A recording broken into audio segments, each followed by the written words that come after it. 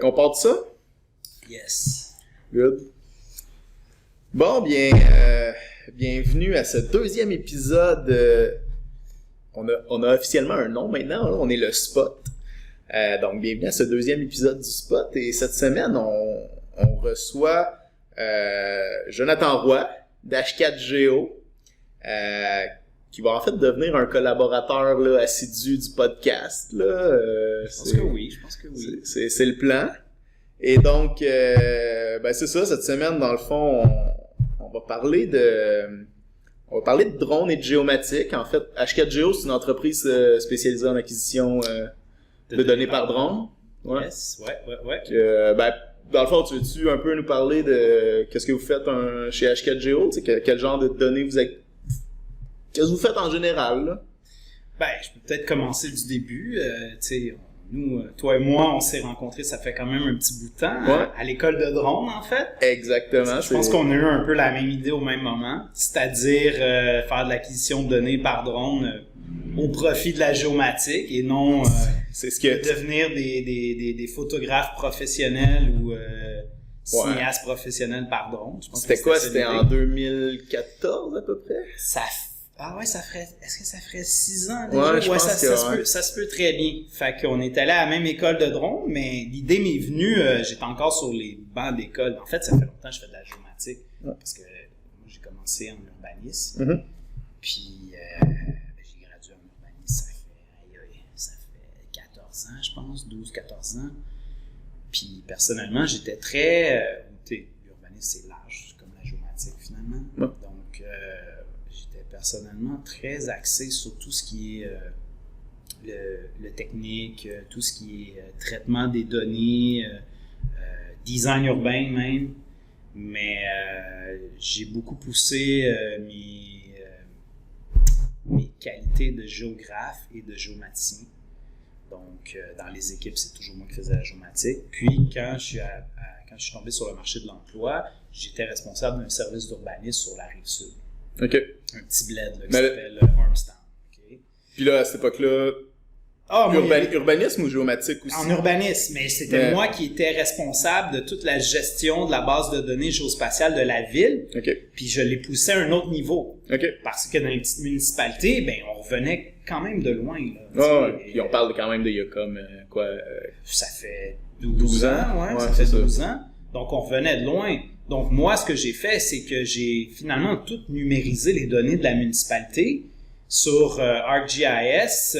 Le directeur général de cette municipalité-là, il était un petit peu avant-gardiste. Lui, il voulait avoir le gros stock, le QGIS. On n'en entendait à peu près pas parler. Je ne sais même pas si ça existait. Le projet était moins mature. Oui, ça existait, mais c'était Quantum à l'époque. C'était Quantum dans le temps, c'est ça. Donc, nous, on avait ArcGIS, ça leur coûtait une fortune. Écoute, ça apparaissait dans le budget, les citoyens chialaient, tu sais. Parce que dans les petites municipalités, les citoyens sont à chaque... ceux qui chialent sont à chaque conseil municipal. Exact. Fait que j'avais quand même un gros rôle au sein de la municipalité pour quelqu'un qui sortait des bancs d'école. Donc, j'ai toujours été en contact avec la géomatique et l'urbanisme. OK. Là, après ça, je suis allé faire ma maîtrise en géomatique quand même plus tard. Maîtrise à l'Université de Sherbrooke. J'ai commencé un certificat, un micro-programme qu'on appelle, à l'Université de Montréal. OK. Donc, j'ai touché... Moi, j'aimais beaucoup la télédétection. Ouais. Ça faisait triper l'idée que tu pouvais avoir de la donnée avec des satellites, des avions dans ce temps-là, tu sais. Exact. Pour moi, les données que tu allais acquérir, c'était avec les outils d'arpentage traditionnels. Station totale. J'avais aucune notion de ça. OK. Donc, comme j'étais pas non plus à l'Université Laval, à l'Université de Montréal, ils nous ont pas donné trop de notions là-dessus. Donc, moi, la télédétection, c'était quelque chose qui m'intéressait beaucoup. Il y avait Dr Cavaillas, d'ailleurs, comme prof, là, qui est une légende à Montréal. Je sais pas si tu connais? Non, je connais pas. Tu connais pas Dr Cavaillas? Non. C'est une légende. Je sais pas s'il a pris sa retraite. Il faisait quel genre de télédec? Lui, c'est une référence en télédétection. Lui, il était très spécialisé en infrarouge thermique. OK. Donc, avec la ville de Montréal, il a cartographié les îlots de chaleur, par exemple. C'est fou que tu me parles de ça parce que hier, je faisais de la recherche sur données ouvertes, puis genre... Ça me fascinait de voir que sur Données ouvertes, t'as la cartographie gratuite des îlots de chaleur quasiment pour la... C'est probablement l'équipe de peut, Dr. hein. Cavaillard qui l'a fait. Mais en tout cas, salutations à Dr. Cavaillard. J'espère qu'il va regarder le podcast. C'est une sommité. J'ai beaucoup appris. Bref, fait que j'ai continué, j'ai fini mon certificat, mais j'avais faim encore, tu comprends? C'était à peu près rien, ça, pour moi. J'avais faim. T'avais vu quoi à peu près, genre du SIG, puis non, peu de Télédeck? on avait été quand même assez loin. Tu sais, au niveau du SIG, j'étais quand même assez... j'étais bon, là. Ouais. J'ai à peu près rien appris dans mes cours de SIG, là, finalement. OK. Mais après, c'est vraiment au niveau de la télédétection, j'ai pris plus de cours qu'il en faut en télédétection. OK. Donc, je me suis un peu spécialisé là-dedans pendant le microprogramme. J'avais faim encore. J'ai décidé de m'inscrire à la maîtrise à l'Université de Sherbrooke. Ouais. Pourquoi l'Université de Sherbrooke? Parce que je trouvais que, justement, j'aimais beaucoup le côté SIG Web. Aussi, il s'était plus axé sur... Il expliquait un peu plus, je pense, de ce que je voyais dans leur programme. Tout ce qui était les technicalités entourant les bases de données, entourant... Le programme avec cours, là. C'est la maîtrise avec cours, dans le fond. Ouais, ben non, oui, c'est ça exactement, c'était la maîtrise avec cours. Donc, pendant cette maîtrise-là, dans ce temps-là, là, on parle de... Parce que ça a été long, parce que moi, je travaillais à temps plein quand même, pendant que je faisais tout ça, fait que ça a été long, tu sais. Dans le programme, le drone n'existait quasiment pas, puis le drone commençait à faire un petit peu de bruit, tu sais. Là, t'avais... je pense que t'as Jérôme Théo à l'Université de Sherbrooke qui travaille avec les drones depuis un petit bout. Ouais. Mais c'était avant qu'il commence à travailler avec les drones que j'étais là. OK. En fait, je pense que c'était même dans mon micro-programme. Non, c'est dans mon micro-programme que j'ai commencé à m'intéresser aux drones. Puis j'avais des cours à l'UQAM aussi. OK. Parce qu'il y avait des cours qui m'intéressaient qui étaient à l'UQAM, puis on a pu faire créditer. Là, il y avait des drones qui commençaient à embarquer. Je parlais de ça avec un prof. Je nommerai pas son nom, OK? Mais je parlais de ça avec le prof. Je dis, pourquoi on fait pas ça avec les drones? Moi, tu sais, ce qui m'intéresse beaucoup, c'est de faire un peu le pont entre la géomatique et l'urbanisme. Donc, je veux aller chercher de la donnée nécessaire à l'aménagement du territoire. Ouais. Donc, des fois, on est plus dans un micro-territoire, un centre-ville, un terrain, un gros terrain. Ouais. Donc, le drone, pour moi, c'est l'avenir. Puis tu sais, si tu me permets, tu sais, on en parlait dans le podcast la semaine passée. Mm-hmm. La géomatique, il y a comme une espèce d'idéal de toujours plus de résolution temporelle, toujours plus de précision. Ouais. Puis comme on disait dans le podcast la semaine dernière, c'est grosso modo, le drone permet ça, alors que tes satellites, tu peux pas les contrôler puis dire, OK, je veux que tu passes à cet endroit-là à toutes les 30 minutes, tu sais, ou quelque chose comme ça. Là. Avec le drone, c'est ponctuel. C'est très rapide, puis t'as de la très très haute précision. Je me rappelle la première fois que j'étais allé faire voler un Phantom 4 pour le plaisir de faire une ortho-image avec Pix4D. Ouais. T'avais un Phantom 3. Non, j'avais un Phantom... Ah oui, un Phantom 3, excuse-moi, j'avais un Phantom 3 Pro, ouais, exact. La première fois que j'ai fait voler ça, j'étais comme... J'ai une résolution au sol de 5 cm. Ouais. C'est complètement... alors que, tu sais, un satellite pourra jamais te donner un 5 cm au sol, là. Jamais.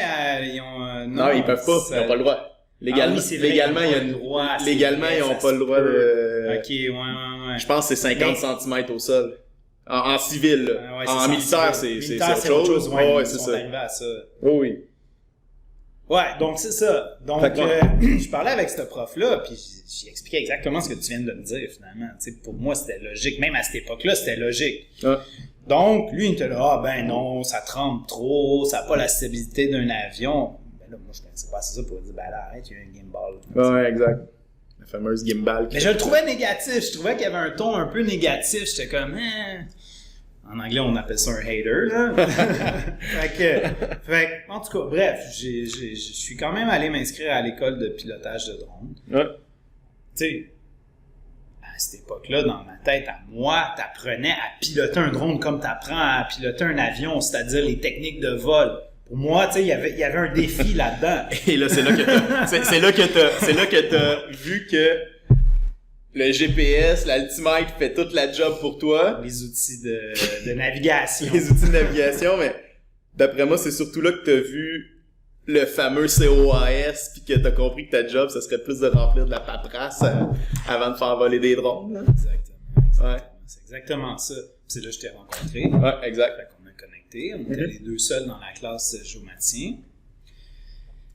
Ça fait que, donc, exactement, là, la formation était, dans ce temps-là, était très axée sur COAS, le certificat d'opération aérienne spécialisé, spécial. Ouais, quelque chose de même, pas trop.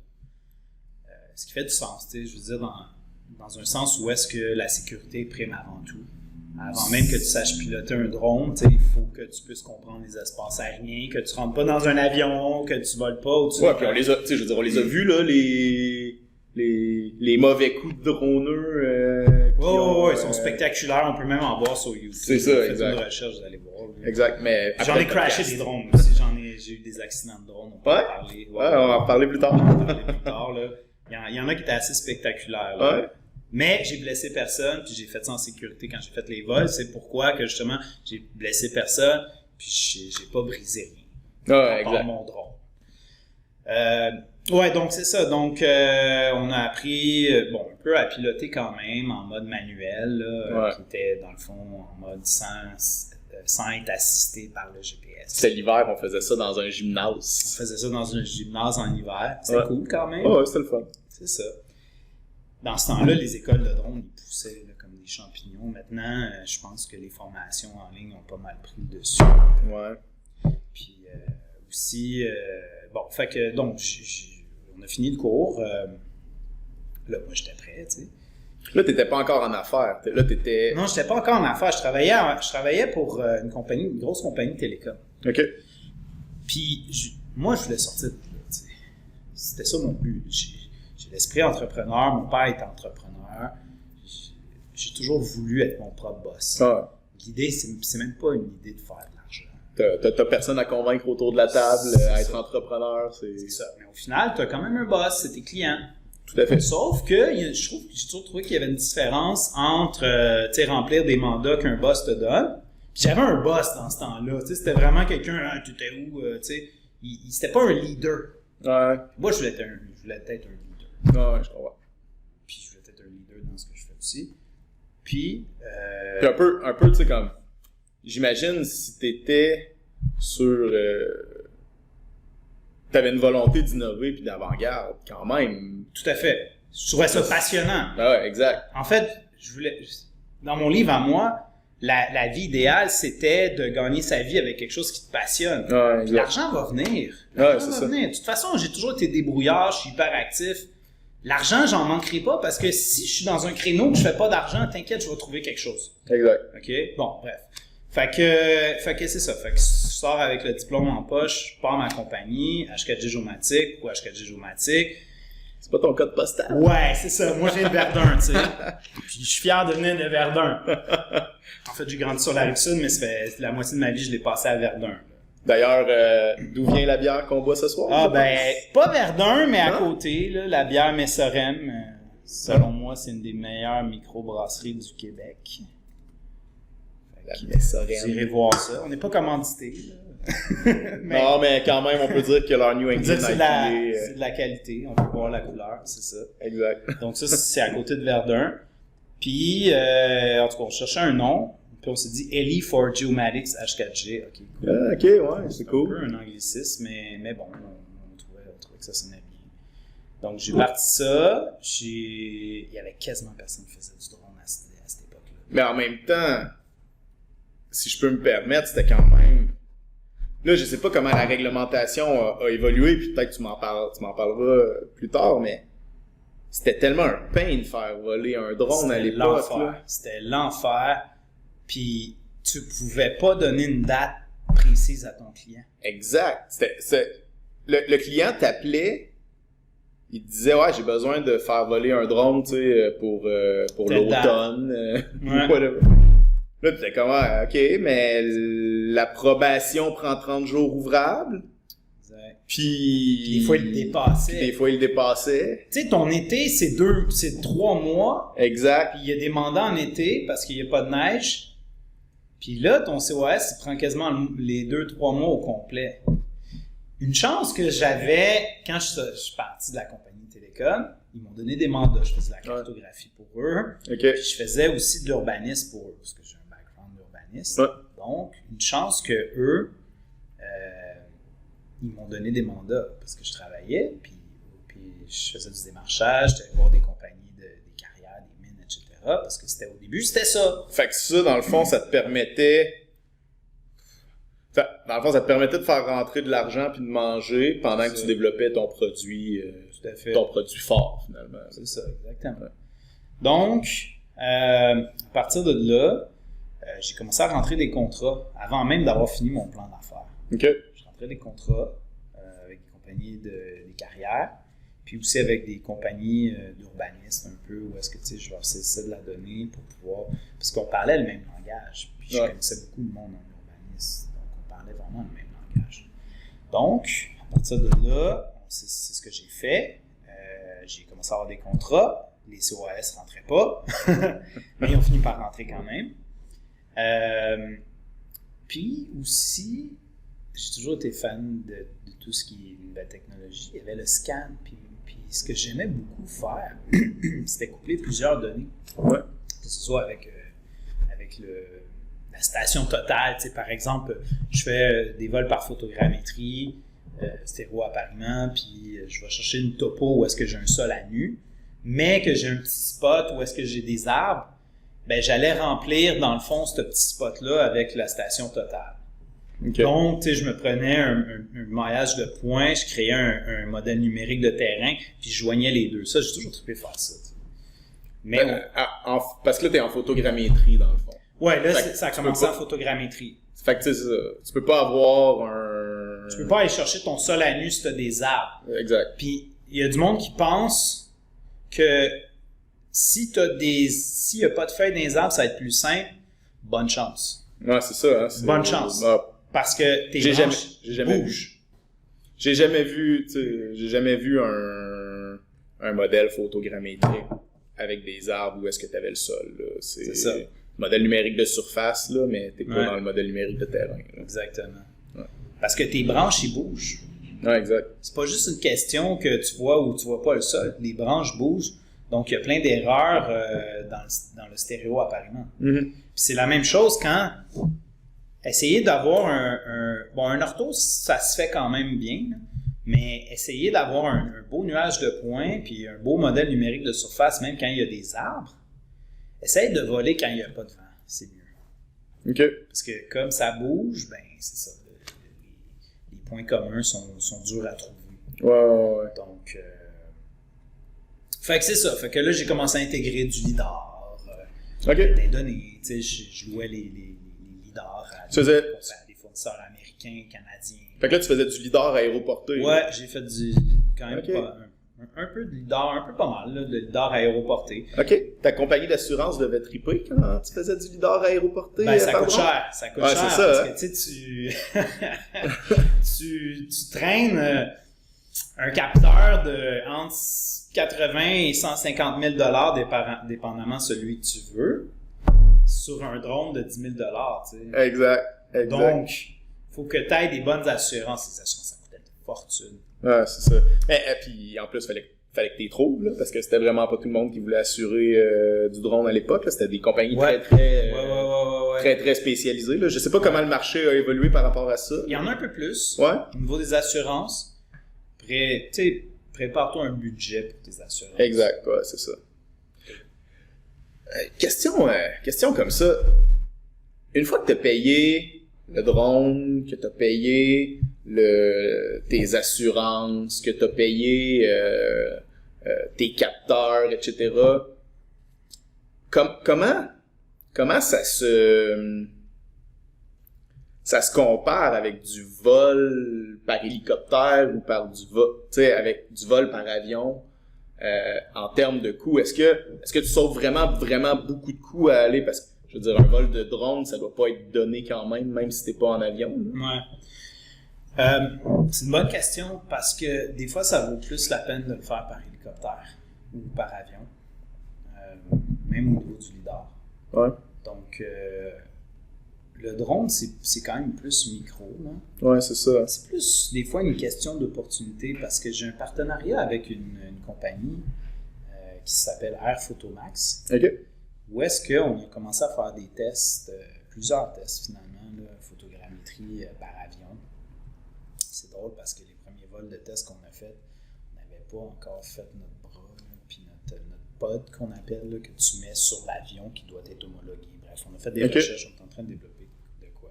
Là. OK. Fait que moi, j'avais une pôle, là, puis ça, j'avais le droit de le faire, tu sais. Puis je tenais ma caméra comme ça, là, fait que en dehors de t'étais la châssis. T'étais la gimbal. J'étais la gimbal. Mais c'était stable. Un avion, c'est déjà plus stable. Ben, j'imagine que de toute façon, tu devais avoir... t'avais-tu une station inertielle sur ta caméra? Ou... Quand tu fais ton traitement, la station inertielle n'est pas obligatoire. Essaye juste de garder au moins... Essaye de garder 5 degrés. T'engages... Pas plus que 5 degrés normalement. OK. Donc, elle n'est pas obligatoire. Okay. Mais on ne travaille pas avec des caméras métriques non plus. Ouais, puis ouais, c'est ça. Puis en plus, vous êtes en photographie. Parce que, moi, je pense à quand j'étais en bathymétrie. Ouais. Ça prenait la station inertielle, puis il fallait qu'assister. La station inertielle, c'est ce qui coûtait super cher. Ben, le sonore, exactement. Le sonore, c'est comme le lidar. Ouais, exact. T'es obligé d'avoir ta centrale inertielle. En stéréo, apparemment, en photogrammétrie, t'as pas besoin. Si tu gardes ton 5 degrés, t'es correct. On se prend des points de contrôle au sol, on se prend des points d'assemblage aussi, pour pouvoir travailler le plus possible tout ce qui est distorsion dans l'image et tout. Ouais. Puis on travaille, t'as pas besoin d'avoir ta station inertielle. Mais garde ton 5 degrés. Ouais, c'est ça. C'est minimum. C'est pour ça que tout ce qui est IBI, ces choses-là, c'est de moins en moins populaire. Ah ouais? Ouais, parce que les IBI bougent quand même beaucoup. OK. Donc, au niveau de ta qualité de ta donnée, moi, je ne l'ai pas utilisé, mais j'ai beaucoup de témoignages qui m'ont dit que dans le fond, les ailes volantes, ce qu'on appelle les... comment on appelle ça déjà? Te souviens-tu? Ça fait tellement longtemps qu'on n'en a pas parlé. Unman, bref, les ailes volantes. Ouais, les ailes volantes. Là. Les voilures fixes. Voilure fixe, exactement. Exact. Ouais, c'est ça. Ils ont moins la cote un peu. OK. Premièrement, parce qu'il faut que tu gardes le drone à vue. Ouais, donc, exact. normalement, il y a comme une règle non écrite qui dit qu'il faut que tu gardes ça à 500 mètres. Puis le truc, tu sais, je me rappelle, j'étais allé dans un comment ça s'appelait? Congrès de géomatique à Montréal. Voyons.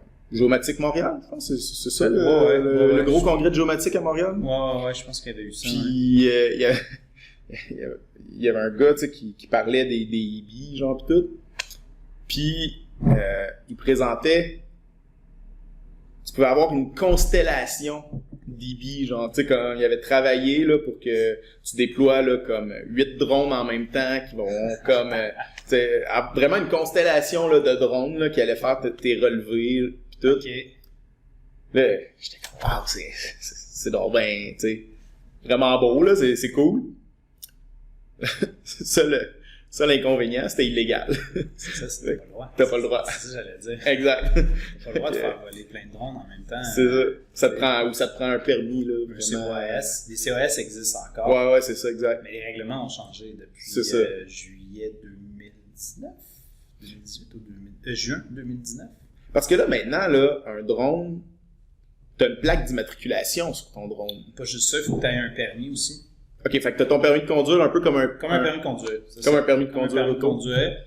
Maintenant, il faut que tu passes un examen puis là, c'est pas l'examen de l'école de pilotage, c'est l'examen de Transport Canada. OK. T'as l'examen de base, t'as l'examen avancé. OK. L'examen de base, si je me souviens bien, c'est un examen qui est assez simple quand même. Toujours axé tout de même sur la sécurité, sur les espaces aériens contrôlés. Donc, l'examen, je pense que c'était 90 minutes. Moi, je l'ai trouvé facile, mais là, après, tu sais, bon, bref, je l'ai trouvé assez facile, celui-là. J'ai commencé avec celui-là. Puis, lui, tu peux pas voler dans les espaces aériens contrôlés. Puis, si je me souviens bien, c'est 5 km des aéroports que tu dois être. Ou 5 000 marins. Marins, ouais, c'est ça. Des aéroports. Donc, ça t'amène à pouvoir piloter ton drone seulement dans... t'es assez restreint. Tu peux pas... En fait. C'est difficile en espace urbain. C'est très difficile non, oui et non. En plus de ça, je pense qu'il faut que tu sois à 30 mètres des gens. Ouais, c'est ça. Tandis qu'avec le certificat de pilotage avancé, là, tu peux voler dans les espaces aériens contrôlés. Cependant, il faut toujours que tu ailles chercher quand même un formulaire là, sur NAV Canada. C'est Navigation Canada qui s'est chargé de ce volet-là pour donner les autorisations dans les espaces aériens contrôlés. Tu remplis ton formulaire, il te donne ton autorisation. T'es bon. À l'époque, tu avais, là, si je me rappelle bien, tu avais le COAS, mais tu avais aussi un formulaire d'espace exempté là, que tu n'avais pas besoin d'attendre. Ah oui, je me souviens pas des règles, mais... Tu pouvais voler nulle part, mais si à peu près nulle part. Mais si tu étais dans... C'est ça exactement. Mais ça correspond un peu à où est-ce que tu peux voler en espace aérien avec ton certificat de base. OK, c'est ça. Mais ça, juste, petite parenthèse, c'est pour les drones qui ont plus de 250 grammes. Ouais, c'est ça, exact. Okay. Fait supposons un Mavic Mini, ouais. Tu peux. Mais tu peux pas voler quand même dans les espaces aériens contrôlés. Non, OK. Tu sais, ils ont commencé à dire, OK, c'est beau, là, mais gars, tu vas pas aller voler à côté de Pierre-Éliott Trudeau. Là. Non, c'est ça, exact. C'est ça. Donc, le certificat pour pilotage avancé, tu peux voler dans les espaces aériens contrôlés avec l'autorisation, la bénédiction de NAV Canada. OK. Puis, tu peux voler dépendamment de la machine que tu as. Si tu as un drone qui est certifié par Transport Canada, là, après, tu as comme 3 types de certification. Il y en a une, par exemple, c'est là, il faut que tu gardes 30 mètres. Elle est pas, juste pas, ta machine n'est pas certifiée. OK. L'autre, tu peux voler à 5 mètres du monde. Comme 5 mètres, là, c'est comme si toi, tu marchais, mettons, sur un trottoir, puis tu avais un rayon de chaque bord de toi de 5 mètres, puis tu montes un genre de cylindre à l'infini. Ah ouais. Donc, le drone ne peut pas rentrer dans le cylindre. Tu peux pas passer au-dessus des gens. Tu peux pas passer au-dessus des gens.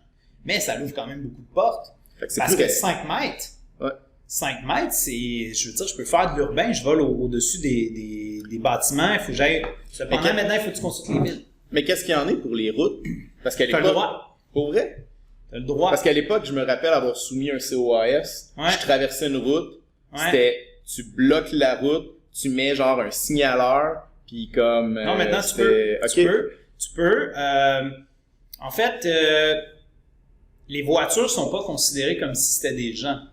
Parce que les gens sont protégés. C'est ça, comme ils sont protégés. Mais laisse-moi dire que c'est un Phantom 4 qui tombe dans ton windshield. Ouais, non, c'est ça. Surtout s'il vole à 100 mètres de haut, là. Donc, c'est ça. T'as cette certification-là, à peu près tous les produits DJI ont cette certification, Phantom 4,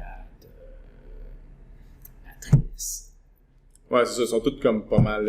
Inspire. Donc, ils ont à peu près toute cette certification-là. Puis, il y en a une autre que tu peux carrément voler au-dessus de la tête des gens. OK. Donc, tu peux aller voir sur le site web de Transport Canada, SATP, parce qu'ils appellent ça maintenant un système aérien. Je me souviens pas exactement du diminutif, là, mais c'est un SATP maintenant. OK. Avant, c'était un UAV. Le UAV fonctionne encore, là, j'imagine. Plus vraiment pas au niveau de la loi. Ah non, OK. Pas au niveau de la loi. Donc, je pense que tu peux faire accréditer certains drones si tu leur mets un parachute aussi. Un parachute qui est homologué, ça. Ouais, OK. Donc, là, tu peux voler au-dessus des foules. OK. Quand même pratique, pareil. Ouais. Fait que c'est ça. Fait que donc au moins on est tombé là-dedans. Maintenant, quand je vole dans un espace aérien contrôlé, ça m'est arrivé quelques fois pour certains mandats. J'écris mon formulaire, j'envoie ça à NAV Canada. Puis normalement en 24 heures, ils me répondent. Fait que, Ça a changé beaucoup. Là. fait que présentement, on est tombé dans un... Moi, à l'époque, c'est vraiment ce qui m'a découragé d'être dans le monde du drone, là. Ça, puis quand même à l'époque... parce que, tu sais, il faut quand même voir que faire voler un drone, ça n'a pas nécessairement une très grosse valeur ajoutée. Puis je pense que, tu me diras si je me trompe, mais toi, ta valeur ajoutée, tu vas la chercher dans tout ce qui est le traitement de la donnée par la suite. Tu fais pas juste voler des drones, tu fais de l'acquisition de données, puis après ça, tu fais du traitement de données. Pour moi, le cœur est au niveau de la donnée. Puis qu'est-ce que j'en fais avec? Exact. C'est ça. Puis, en étant spécialisé beaucoup en urbanisme, un peu en architecture aussi, ce qu'on aime beaucoup faire, puis ce que nos clients apprécient beaucoup, c'est d'obtenir, par exemple, ce que j'appelle drone to CAD. OK. C'est que je remodélise, je vectorise des éléments pour eux qui vont pouvoir avoir déjà pré-mâché à la table à dessin. C'est-à-dire les clients... C'est du BIM un peu? BIM aussi maintenant. Ouais, maintenant j'adore Drone to BIM. Là, Drone to BIM, ouais. Mais juste avant, tu sais, au niveau du CAD puis au niveau du SIG... Juste pour peut-être, là, ceux qui ne le savent pas, le BIM, c'est Building... Information Modeling. Information Modeling, ouais, c'est ça. Mais juste avant, donc au niveau des SIG, ce que je fournis beaucoup comme données, dans le fond, puis au niveau du CAD, c'est tout ce qui est AutoCAD, dessin assisté par ordinateur, SIG, système d'information géographique, il y a quand même une distinction à faire entre les deux. C'est que à partir de l'orthophoto ou du nuage de points, je vectorise les données qu'ils ont besoin. Puis je rentre de l'information, soit par photo-interprétation, ou soit pour remodéliser des bâtiments. J'ai une question. Peut-être que je me ferai pas aimer de mes amis arpenteurs, mais est-ce que tu penses que dans un futur rapproché, on peut penser arriver dans un modèle où est-ce que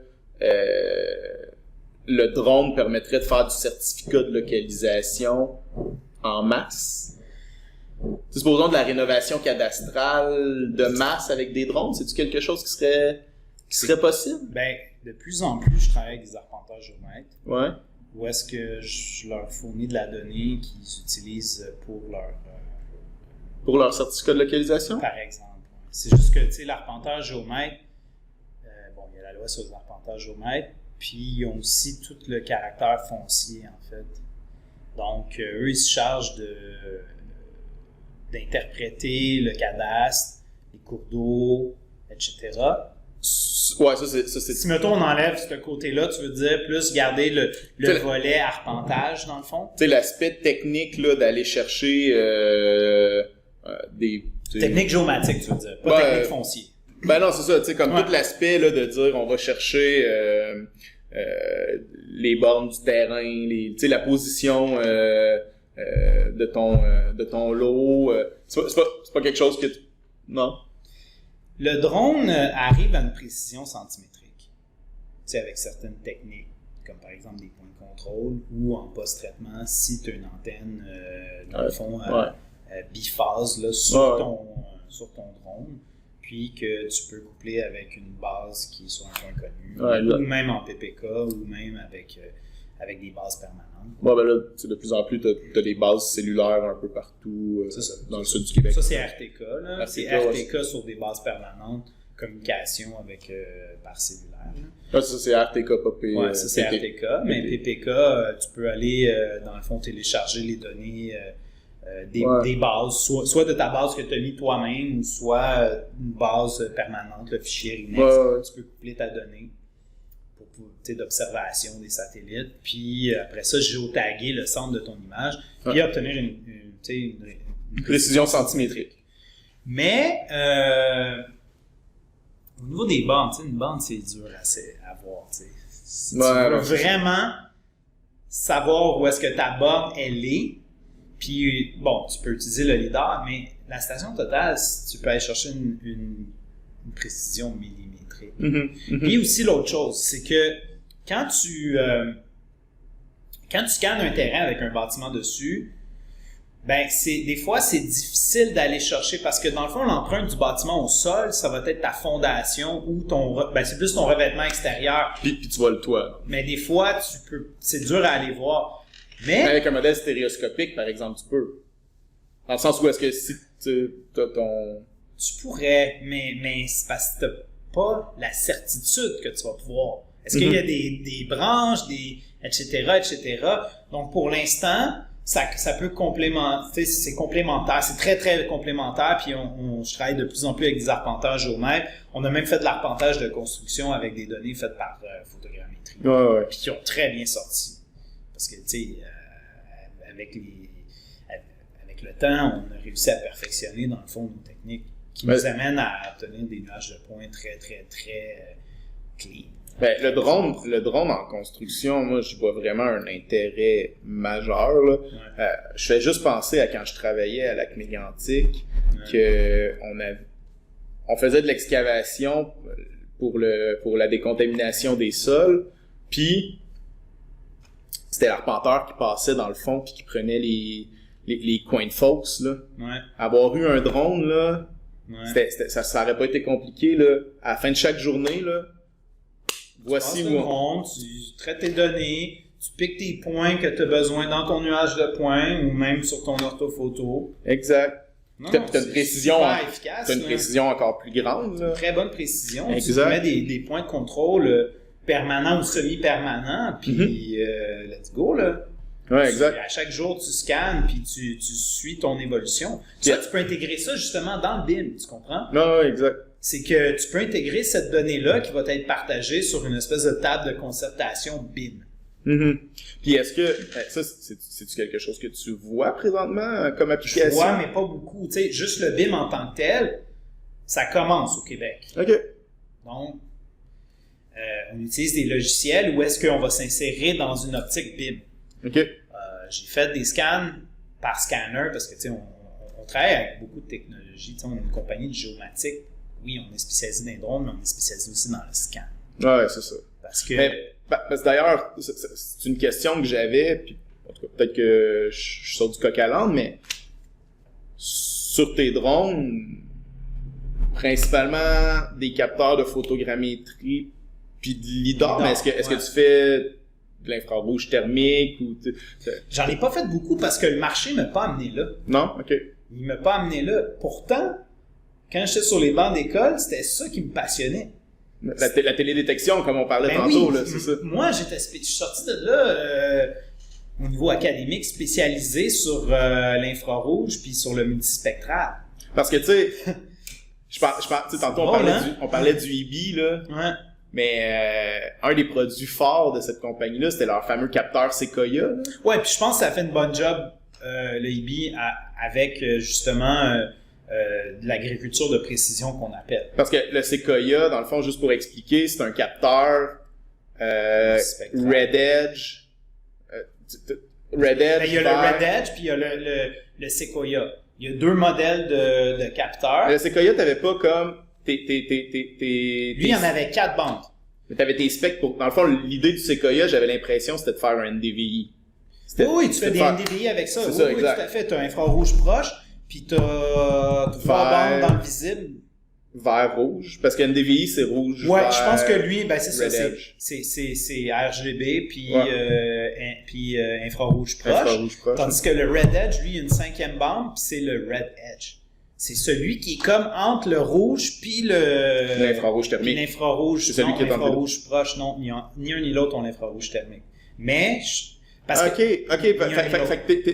Le Red Edge, il est entre le rouge et l'infrarouge proche. Donc, tu peux aller chercher peut-être un peu plus de précision dans certaines données avec lui. Parce qu'avec un lidar, t'es dans l'infrarouge proche. T'es dans l'infrarouge proche.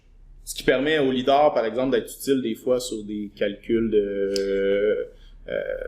Ouais, de plus en plus, le signal... Le backscatter. Ouais, c'est ça exactement. Ouais. Le signal est utilisé maintenant de plus en plus avec le lidar. Plus juste, dans le fond, le signal d'élévation, si on veut. Ouais, c'est ça, exact. Puis aussi le lidar bathymétrique. Mais ça, dans le drone, j'ai pas vu de produit encore vraiment. Pour le lidar bathymétrique? Ouais. C'est quoi, c'est du verre? C'est du verre. C'est du verre, en fait?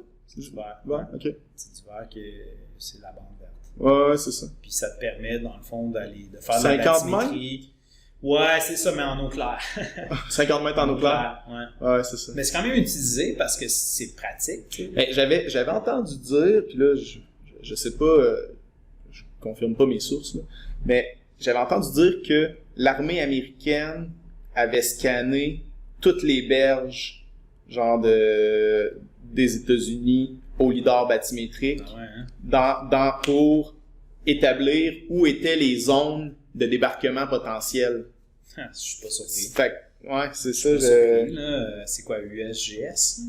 Ben là, ça doit être l'armée, là. Je pense que c'est l'armée. C'est peut-être plus l'armée. Ouais, c'est ça. C'est ça, exactement. Mais c'est intéressant. Ouais, c'est quand même intéressant. Ben oui. Ils ont du budget. Ben, ouais, c'est l'armée américaine, là, c'est la plus grosse. Ben, tu sais, en fait, je pense que c'est drôle parce qu'on en parlait aussi dans le podcast la semaine passée, mais toutes les technologies que tu vois dans le civil, faut que tu... du militaire. Ouais, puis faut que tu te dises que dans le militaire, tu sais, sont encore plus efficaces. Sont bien plus loin, ils là. Sont peaufinés. GPS, tu peux être GPS centimétrique sans station au sol, là. Ouais, non, c'est ça, signal de code, là. Ouais, exact. Pas lecture, dans le fond, de phase, là. Non, c'est ça. Non, c'est ça. Nous autres, ils l'ont bloqué, ce code-là. Exact. Ouais, non, c'est clair. Mais à un moment donné, probablement que le GPS, d'après moi, avec l'avenue de la 5G, on va être capable, avec notre téléphone, d'aller chercher du centimétrique par triangulation. Probablement, ouais. Parce que la 5G, ce que c'est, finalement, là, c'est plein de bornes Wi-Fi partout. C'est juste des bornes. Ben, c'est pas Wi-Fi. C'est pas Wi-Fi, mais c'est des bornes. Grosso modo, dans le fond, c'est des antennes qui vont être partout. Ouais, c'est juste qu'il va y avoir des antennes juste partout. Exact. Mais les fréquences, c'est pas des nouvelles fréquences. Non, c'est pas des nouvelles fréquences. Puis c'est même pas des puissances. Non, c'est pas des puissances. C'est pas plus puissant. Non, exactement. C'est juste des fréquences qui ont été réutilisées, qui ont été mises aux enchères, qui ont été réutilisées, c'est tout. Qui existaient déjà dans notre environnement, finalement. Là. Fait que les gens qui. Bon. Gens qui battrippent un peu avec ça, mais tu sais, je pense qu'il y a beaucoup d'informations, puis des fois, c'est pas la bonne information qui est véhiculée, donc il faut comprendre que c'est plus d'antenne. Ouais, c'est ça, exact. On essaie-tu l'autre petite bière? Ben ouais, on va se prendre une pause, puis on va se refiler en bière. C'est bon.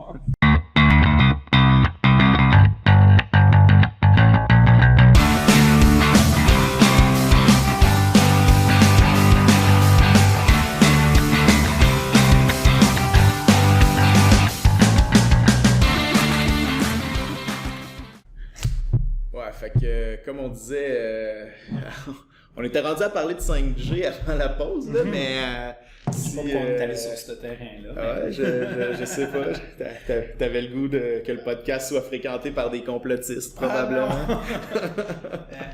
Mais, ouais, dans le fond, juste en termes de...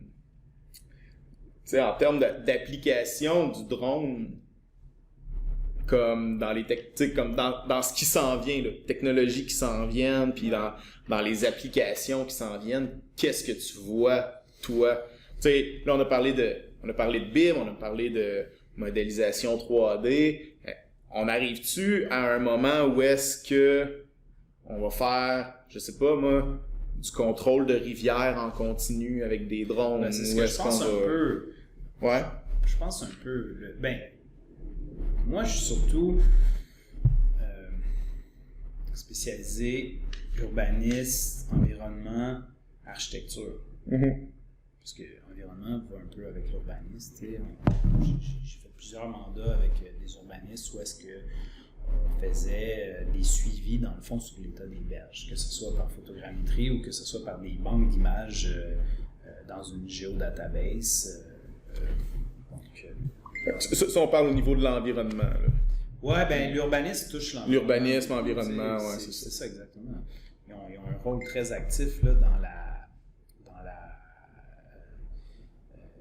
comment je peux dire, la conservation de l'environnement. Là, que ce soit par leur règlement leurs outils réglementaires ou même dans ils ont en fait des notions d'environnement Puis aussi, ils ont des outils qui leur permettent d'intervenir à ce niveau-là. Donc, nous, forcément, on en fait quand même pas mal. Ouais, c'est ça. Au niveau des cours d'eau, au niveau des berges, etc. Ce que je vois beaucoup, c'est toute l'automatisation. C'est un peu tout. Tu sais, Est-ce qu'on va arriver avec des systèmes de... Il y a un drone dans une boîte, quelque part, puis à toutes les... Je sais pas moi... À toutes les heures, font l'acquisition de données. ils font une acquisition, Ouais. ils se repluguent dans la boîte. On est puis- pas mal là, mais on doit quand même garder un humain à cause des règlements de sécurité, parce qu'un drone, ça peut avoir des accidents. Ouais, non, je comprends. C'est pas infaillible. Il y a des systèmes, tu sais, les compagnies qui font des drones sont aussi là pour faire de l'argent. Les compagnies qui font des drones. Ouais. Il y a une obsolescence contrôlée un peu de ce que je pense. Ok, il y a toujours quelque chose qui va planter. Ton GPS va planter, whatever, sur le drone. Mais ils font exprès pour pas que pour pas qu'il y ait des gros accidents, parce que sinon ils vont perdre trop de crédibilité. Là. Ouais, t'as cette impression-là que c'est... J'ai pas cette impression-là, je sais, je dois souvent changer de drone. À cause de petits instruments comme ça qui plantent, mais qui me font pas avoir d'accident. Mais c'est pas lié juste au fait que c'est des composantes électroniques C'est ça. très précises puis qu'on les met dans des conditions Peut-être aussi, mais tout ça pour dire, c'est qu'un drone, quand même... OK, oublions ce que j'ai dit. ouais. Mais un Ben, drone peut-être, a là, quand même une durée de vie. Pense pas que tu vas t'acheter un drone puis que tu vas l'avoir toute ta vie, là. Mhm. À cause de Non, toutes les c'est ça. petites pièces électroniques qui, des fois, plantent. C'est rare qu'un drone, sans l'aspect humain, va se planter. C'est souvent... Moi, j'ai eu 4 crashs. Puis c'était 4 crashs à l'aspect humain. Tu contrôlais le drone. De Là. notre faute. Ouais. Donc... Mais est-ce que quand tu fais voler un drone, parce que là, je veux dire, quand tu vas faire voler un drone là, sur tes campagnes d'acquisition, là, Ouais.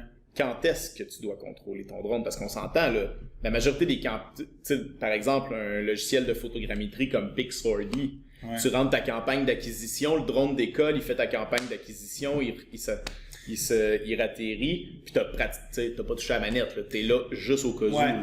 Ben en fait, c'est quand même plus épuisant que... C'est vrai que c'est ça. Mais c'est plus épuisant que ce qu'on peut penser.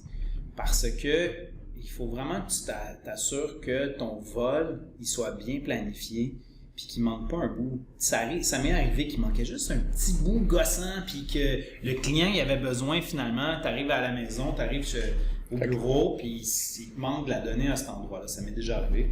OK. Fait que l'idée, dans le fond, c'est de bien planifier. Tout est dans la planification. Ouais. Tu planifies ton vol, il faut que tu planifies beaucoup aussi ton accès à tes zones de départ. Mettons que tu as plusieurs vols à faire, bien, il faut que tu planifies que tu puisses aller à tel endroit parce que normalement, il faut que tu le gardes en vue ou tu sais qu'après 500 mètres, d'autant plus qu'il y a beaucoup d'arbres et qu'il y a quand même des montagnes, ben qu'il va falloir que non seulement, tu sais, 500 mètres, ça se peut que tu perdes ta connexion. Si tu perds ta connexion, ça veut pas dire que le drone, il s'en va. Non. C'est juste que tu verras pas ce qui se passe, puis on n'aime pas ça. Ouais, Les pilotes, ils n'aiment pas ça. Donc, c'est vraiment au niveau de la planification, au niveau aussi du contrôle qualité. Il faut que tu sois sur les lieux que tu contrôles, puis il faut que ton drone soit en bon état, puis il faut que tu sois attentif aussi à la qualité de tes images. Donc, il faut que tu ailles, ça c'est juste l'expérience qui va te donner ça. Il faut que ton paramètre, ben l'expérience. En fait, comme je t'expliquais tout à l'heure, en dehors du podcast, pour être un bon photogrammètre, il faut que tu sois en quelque sorte un bon photographe. Ouais, Il c'est faut ça. que tes images soient nettes. Ouais. Plus que tes images sont nettes, puis plus qu'ils sont à dire, plus que ta donnée va être de bonne qualité. Si on parle au niveau de la photogrammétrie. Parce que les algorithmes d'autocorrélation, eux, ils aiment mieux quand les pixels, tu sais... Ouais, que les pixels sont nets, parce que là, il va déterminer ses patrons. Exact, c'est ça. Donc, c'est ça. Donc, il faut que tu ajustes bien ta vitesse d'obturation. Ça, c'est à peu près ce qui est le plus important. Mais il ne faut pas non plus aussi que ton ISO soit trop élevé parce que sinon, tes pixels vont être trop bruités. OK. Donc, il y a ces paramètres-là à contrôler. Il y a ça. Il y a tout ton équipement, tes batteries. Les batteries, là, c'est le nerf de la guerre. C'est l'entreposage, ouais, c'est sûr qu'il faut que tu gardes tes batteries en bon état, ça c'est sûr et certain. Ouais. Il faut que, dans le fond, tes batteries soient normalement aux alentours de 75%. Il y en a qui disaient, il y en a qui disaient 40%, mais finalement, je pense que tu veux dire, tu les descends pas en bas de 75% ou tu les gardes à 75%? Tu les gardes à peu près à 75%. Ah, tu peux les descendre entre 50 et 75, mettons. Ah ouais, ok. Ouais, faut pas t'es gardes trop faibles, faut pas t'es gardes à 100%, c'est pas bon, ça peut user les cellules. Ah ouais, ok, je savais pas. Ça peut user les cellules. Mais c'est surtout qu'il faut que tu aies assez de batterie. Puis si tu utilises, mettons, un drone prêt à voler du style DJI, ben là, c'est correct. Tu sais, ta caméra, elle tire ton jus sur ta batterie de drone. Ouais. Mais si tu utilises un drone qui est plus style Matrice 600, ou est-ce que tu vas prendre une autre caméra style Sony, comme moi j'ai, ben là, il faut que tu gères aussi la batterie de ta caméra. T'as beaucoup de gestion de batterie sans farce. Hein? Au bureau, là, quand faire voler des drones, c'est de la gestion de batterie. Beaucoup de gestion de batterie, de la manette, etc. Au bureau, là, quand j'ai des gros vols, là, écoute, le bureau, il est plein de batteries partout, il y a plein de clignotants. C'est vraiment... c'est lourd un peu, même, des fois, tu sais. Donc, puis même chose pour le lidar. Toutes tes batteries, tu sais. Parce que tu me disais pas que tu avais un drone à essence pendant un bout de temps? J'ai eu un drone à essence. C'était pas une bonne idée parce que c'est pas fait homologuer. Ah non? Par Transport Canada, c'était une compagnie chinoise. Puis il y avait un problème, ce drone à essence-là. Ah ouais? Il y avait un petit problème. En fait, il y avait un problème au niveau de l'injection. OK. Fait que des fois, il faisait puis là, il lâchait. Écoute, cette affaire-là, ça faisait un bruit, là, c'était incroyable. T'avais un gros nuage noir qui sortait de non, là. Non, il n'y avait pas de garde, par exemple. Mais t'avais le truc. Premièrement, c'était énorme. Le drone, il faisait les bras, le diamètre, avec les bras ouverts, ça faisait 2 mètres de diamètre. Ah ouais, OK. Il était énorme. Puis le truc, écoute, tu faisais voler cette affaire-là au-dessus des fils électriques, là, tu stressais.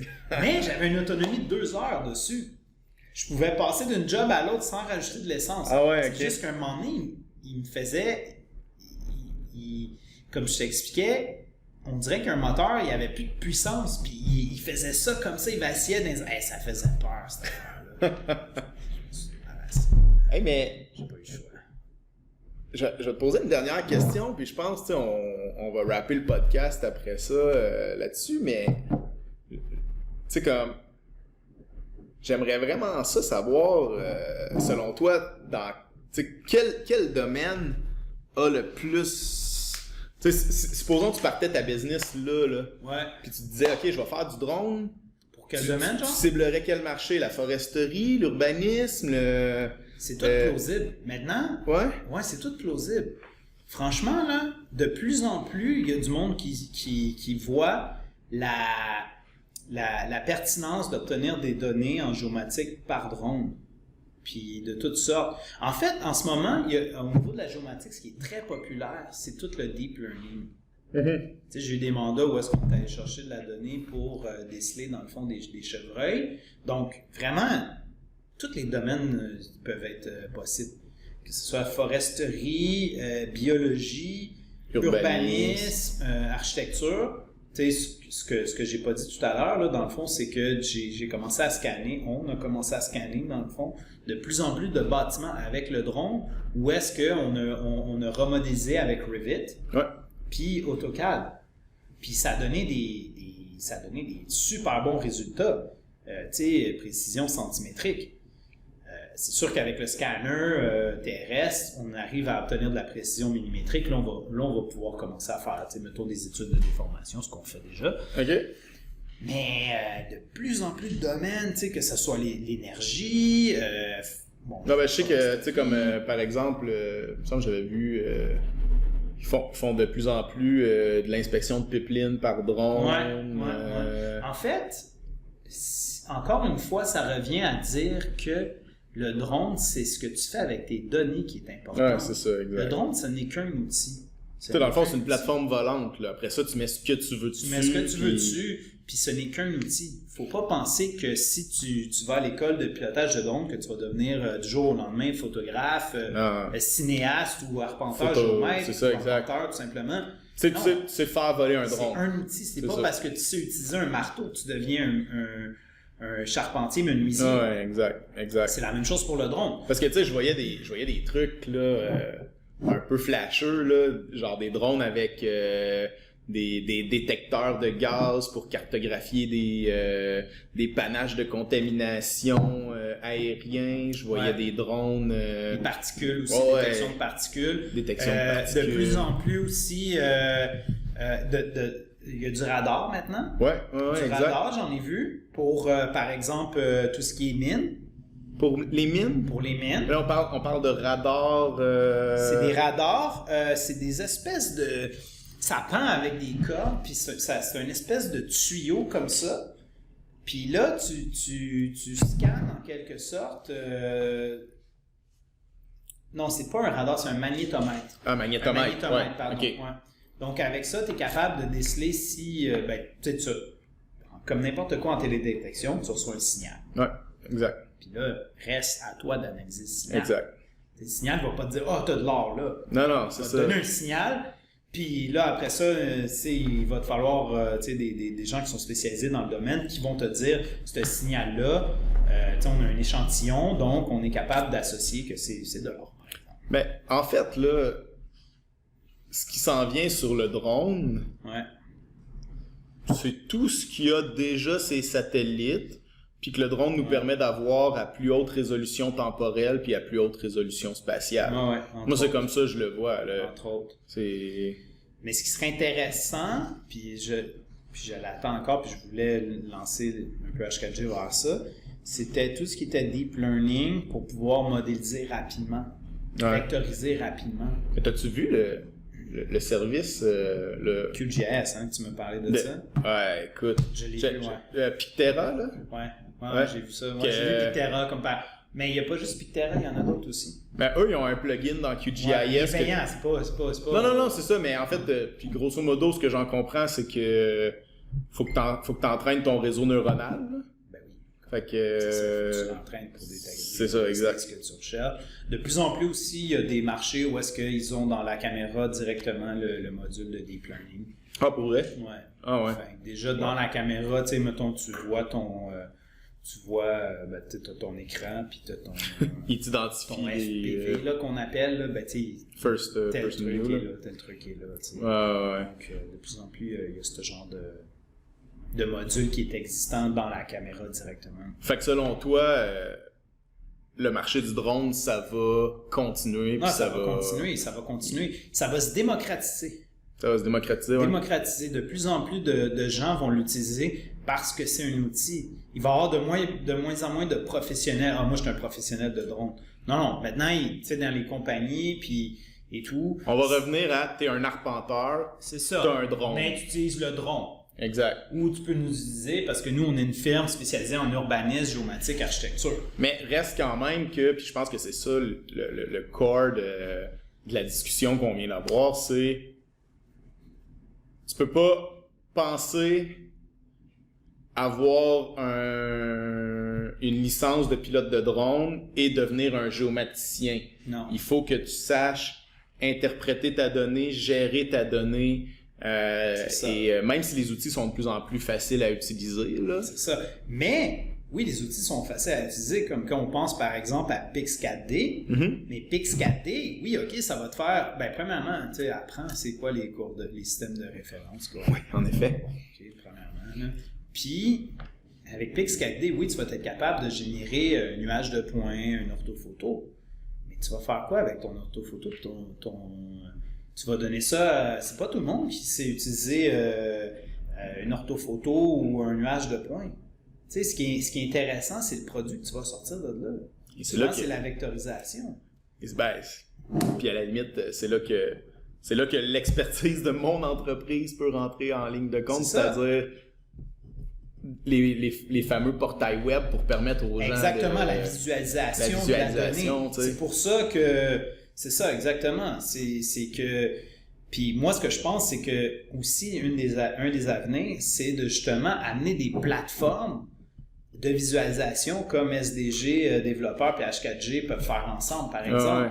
Donc, il y a des compagnies américaines qui existent, puis mais avoir des compagnies québécoises, tu vas avoir un meilleur service à la clientèle, puis on est capable de fournir des cartographies à partir d'outils open source, de visualisation, même de calcul volumétrique. Il y a tellement de beaux outils open source. C'est ça. Puis maintenant, tu sais, comme sur le web, là, dans le fond, on arrive un peu avec les deux tangentes, je pense, qui sont, oui, de plus en plus de données, mais une diffusion beaucoup plus rapide maintenant sur le web. Oui, tout à fait. Puis beaucoup plus souple. Puis tu sais, t'as plus besoin maintenant d'avoir QGIS d'installer ou ArcGIS. Et encore là, c'est pas un outil que tout le monde peut utiliser. C'est ça, exact. Ça prend du...